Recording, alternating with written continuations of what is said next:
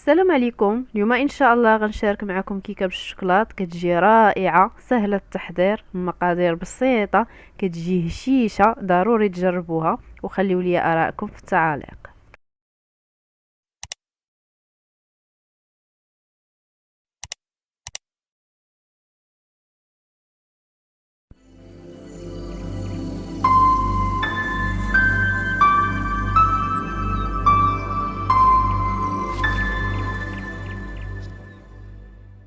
وغادي نحتاجو كمكونات 3 البيضات، نضيفوا لهم كأس سكر والفاني، قبسة ملح لتصحيح الذوق، وغادي نطربوا السكر مع البيض جيدا حتى يذوب لنا السكر مع البيض وكيتبدل حتى اللون كيولي ابيض. وغادي نضيفوا لهم ياغورت طبيعي او باي نكهه بغيتو 110 غرام.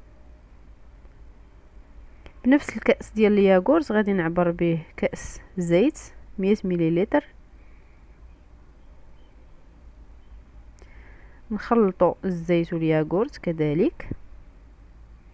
ودابا غادي نضيفوا الدقيق اللي غادي نحتاجو فيه 2 كؤوس، يكونوش عامرين مزيان، نعمروهم غير بالمعلقه يعني غير 200 غرام. الى عمرنا الكأس جيدا 2 كؤوس غادي يعطيونا 250 غرام. و7 غرام خميره كيميائيه غادي نضيف غير وحده باش ما تجينيش الكيكه ناشفه وما تجينيش فيها حتى ديك اللسعه ديال الخميره. غادي نضيف كذلك الكاكاو 2 معالق 14 غرام صافي، ونغربلهم نغربل الكل ونخلطو غير بيدينا، غير بالخلاط اليدوي باش ما نخسروش الفوليوم ديال البيض اللي طربنا في الاول، لان البيض حتى هو كيلعب الدور ديال الخميره.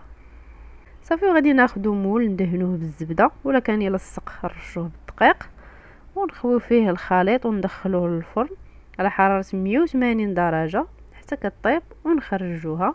وهنا الكيكه ديالنا من بعد ما طابت وبردات حيدتها من المول. كيف كتلاحظوا كتجي هشيشه بزاف. غادي نزينوها بالشكلاط، زينوها باللي بغيتو. انا غادي نزينها بالشكلاط وحكيت عليها الشكلاط الابيض من الفوق. طبعا التزيين كيبقى اختياري. وغادي نقطع عليكم باش تشوفوا كيفاش كتجي رائعه في المذاق، ما كتجيش ناشفه، ما نحتاجوش نسقيوها، كتجي معلكه ولذيذه وما كتجيش فيها اللسعه ديال الخميره لان درنا فيها غير خماره وحده. كتجي رائعه في المذاق، جربوها بعينكم مغمضين.